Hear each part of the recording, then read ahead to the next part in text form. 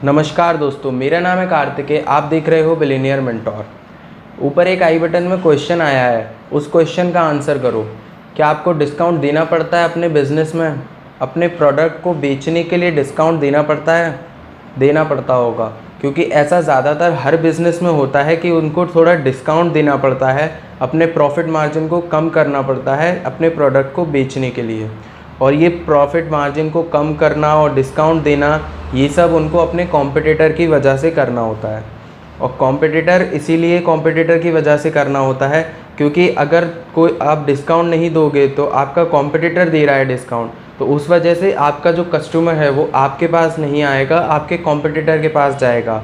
तो उस वजह से आपकी सेल कम होगी और आपके कॉम्पिटिटर की सेल बढ़ जाएगी। तो ये डिस्काउंट देना, प्रॉफिट को कम रखना, इस सब में मज़ा नहीं आता। इन सब को ख़त्म करने के लिए आप ये वीडियो को पूरा देखना, क्योंकि इस वीडियो के अंदर मैं बताऊंगा आपको कि मोनोपोली को कैसे क्रिएट किया जाता है। मोनोपोली को क्रिएट करके मार्केट में बिज़नेस रिलेटेड, अपने बिज़नेस रिलेटेड मार्केट में सबसे ज़्यादा शेयर को कैसे एक्वायर किया जाता है। तो सबसे पहले हम इन पॉइंट्स को एक एक करके डिस्कस करेंगे। तो सबसे पहला पॉइंट है क्रिएट योर ओन मार्केट, मतलब अपना खुद का मार्केट को क्रिएट करना है। एक यूनिकनेस होनी चाहिए आपके बिज़नेस के अंदर कि एक एंट्री बैरियर क्रिएट हो जाए, दूसरा बंदा आपके मतलब जो आपका कॉम्पिटिटर है वो आपके बिज़नेस के अंदर ना घुस पाए। और ऐसा ऐसे हो सकता है, मतलब आप कुछ अपने बिज़नेस में ऐसा यूनिक करो कि जो वो ना कर सके।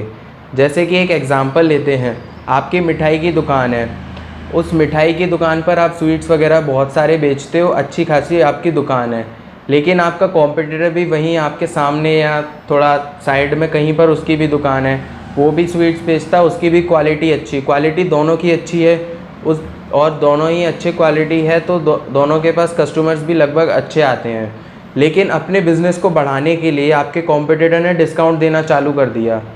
अब आपका कॉम्पिटिटर डिस्काउंट दे रहा है तो उस वजह से आपको भी अपना डिस्काउंट देना होगा, क्योंकि अगर आप डिस्काउंट नहीं दोगे तो आपका जो कस्टमर है वो सीधे आपके कॉम्पिटिटर के पास जाएगा और आपकी सेल कम हो जाएगी। तो इन सब से बचने के लिए मोनोपोली क्रिएट की जाती है। अब आप अपनी मिठाई की दुकान में कैसे मोनोपोली क्रिएट कर सकते हो? आप क्रिएट कर सकते हो, कुछ ऐसी मिठाई बना सकते हो, आपके पास मतलब कोई ऐसी रेसिपी बनाओ, कुछ ऐसी मिठाई बना दो जो आपका कॉम्पिटिटर ना बना सके। जब आप ऐसी कोई नई मिठाई बनाओगे तो उस मिठाई को ख़रीदने के लिए कस्टमर आप ही के पास आएंगे, उसके पास नहीं जाएंगे, क्योंकि उसके पास वो अवेलेबल ही नहीं है। आपके पास एक यूनिक चीज़ है, इसी को कहते हैं क्रिएट योर ओन मार्केट। और जब कस्टमर आपके पास आएंगे उस मिठाई को ख़रीदने के लिए, तो हो सकता है वो बाकी मिठाई में से भी कुछ लेकर जाएँ, एक तो नहीं ले जाएंगे, अगर एक भी ले गए तो भी एक फ्रेंडली रिलेशनशिप बिल्ड हो गया आपका उसके साथ। अब वो दोबारा भी जब जाना होगा उसको मिठाई लेने तो वो आप ही के पास आएगा। तो इस तरीके से आपने एक मोनोपोली क्रिएट कर ली, आपने एक अच्छा खासा शेयर एक्वायर कर लिया उस बिज़नेस रिलेटेड मार्केट में।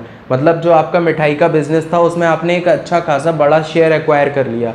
अब आपके कॉम्पिटिटर की सेल धीरे धीरे नीचे जाने लगेगी और वहाँ का भी कस्टमर आप ही के पास आने लगेंगे मिठाई वगैरह ख़रीदने के लिए।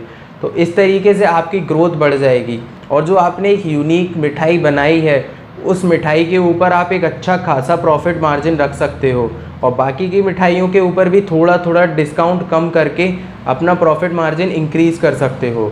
इससे कस्टमर को इतनी कोई प्रॉब्लम नहीं होगी, लेकिन आपके कॉम्पिटिटर को बहुत ज़्यादा प्रॉब्लम होने वाली है, क्योंकि उसका कस्टमर भी आप ही के पास आ गया है। तो इस तरीके से आप क्रिएट योर ओन मार्केट, इस पॉइंट से कुछ ऐसा कर सकते हो अपने बिज़नेस में कि एक एंट्री बैरियर क्रिएट हो जाएगा। आपका कस्टमर मतलब आपका कॉम्पिटिटर इस एंट्री बैरियर के इधर नहीं आ पाएगा। तो ये आपने एक मोनोपोली क्रिएट कर ली। तो ये एक पॉइंट है मोनोपोली क्रिएट करने का। सेकंड पॉइंट है पेटेंट एंड लाइसेंसेज। अब पेटेंट एंड लाइसेंसेज भी इसी से थोड़ा सा रिलेट करता है, लेकिन डिफरेंट है। इसी से रिलेट करता है मतलब कि आप कुछ ऐसा बना सकते हो, वो तो यूनिक चीज़ें बनाना था वहाँ पे, लेकिन यहाँ पर आप कुछ ऐसा बिल्कुल डिफरेंट बना सकते हो जिसको अगर आप पेटेंट करा लेते हो तो आपके अलावा उसको कोई और नहीं बनाएगा।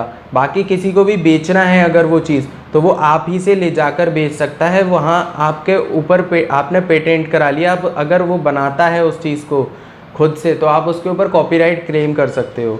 तो ये पेटेंट एंड लाइसेंसेज से भी आपका बिज़नेस बड़ा हो सकता है। बहुत से लोग इस चीज़ को बना लेते हैं, लेकिन ये चीज़ इंडिया में इतनी कॉमन हुई नहीं है अभी, पेटेंट एंड लाइसेंसेस। मतलब लोग नया कुछ बना लेते हैं लेकिन भूल जाते हैं, और शायद लोगों को पता भी नहीं होता कि कुछ पेटेंट कराना चाहिए आपको कुछ नया बनाते हो।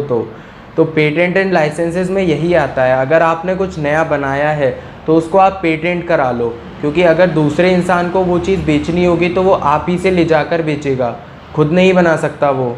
क्योंकि अगर वो खुद बनाएगा तो एक कॉपीराइट क्लेम हो सकता है उसके ऊपर, और उसको मतलब वो कोर्ट वगैरह जेल भी हो सकती है।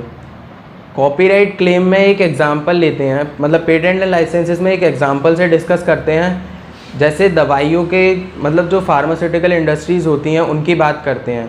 वो कुछ इस तरीके की दवाइयाँ बनाती हैं, मतलब उनके R&D सेंटर्स होते हैं, रिसर्च एंड डेवलपमेंट सेंटर्स, वहाँ पर उनके रिसर्च चलती रहती है। कुछ भी कोई भी बीमारी है उससे रिलेटेड कोई अच्छी सी दवा बना दी उन्होंने, जो कि अब उन्होंने पेटेंट करा ली तो कुछ, लेकिन जो दुकान वगैरह होती हैं, मेडिकल शॉप्स होती हैं, उनको बेचने के लिए अब वो दवाई मिल सकती है, लेकिन उनको सिर्फ वही देंगे जिन्होंने उसको पेटेंट कराया है। बाकी दूसरा अगर उसका कॉपी करके मतलब बनाकर दे रहा है तो उसके ऊपर कॉपीराइट क्लेम होगा और उसको जेल भी हो सकती है।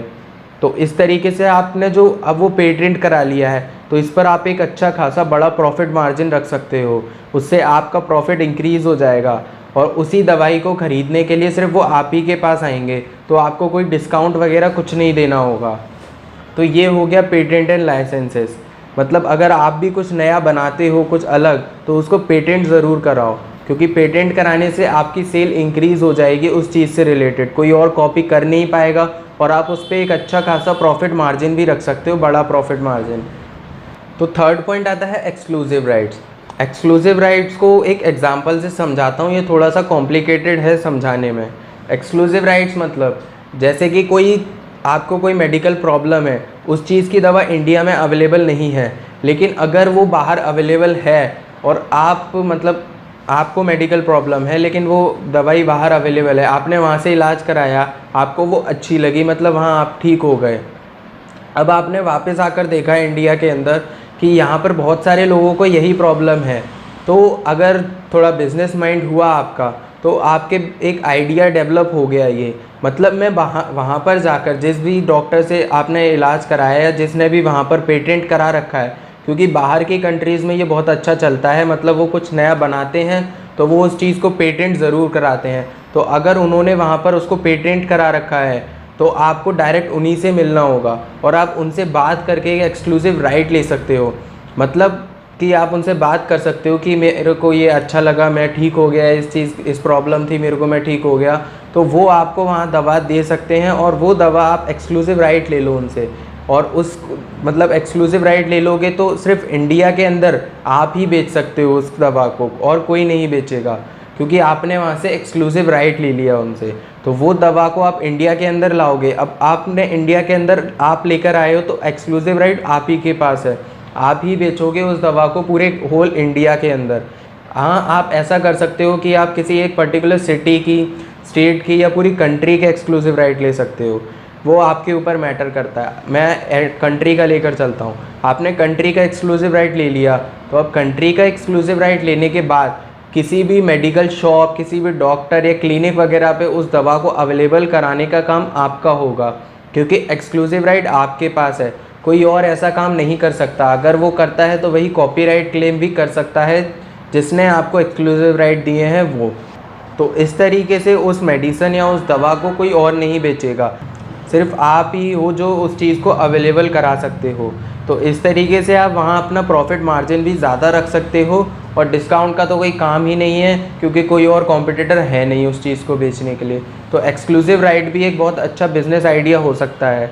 ये मैंने एक अच्छा बिज़नेस आइडिया भी दे दिया, अगर आप कोई नया बिज़नेस स्टार्ट करने वाले हो, मतलब जिस भी चीज़ से रिलेटेड आपका पैशन है उस चीज़ से रिलेटेड आप देख सकते हो बाहर किस कंट्री के अंदर क्या चीज़ ऐसी है जो इंडिया के अंदर अवेलेबल नहीं है, तो आप वहाँ से उसका एक्सक्लूसिव राइट को लेकर इंडिया के अंदर ला सकते हो। तो ये भी एक अच्छा पॉइंट है, और इससे आपको प्रॉफिट भी अच्छा होगा, आप ज़्यादा मार्जिन रख सकते हो, और डिस्काउंट की भी कोई टेंशन नहीं है। फोर्थ पॉइंट है एक्सीलेंट कस्टमर सर्विसेज।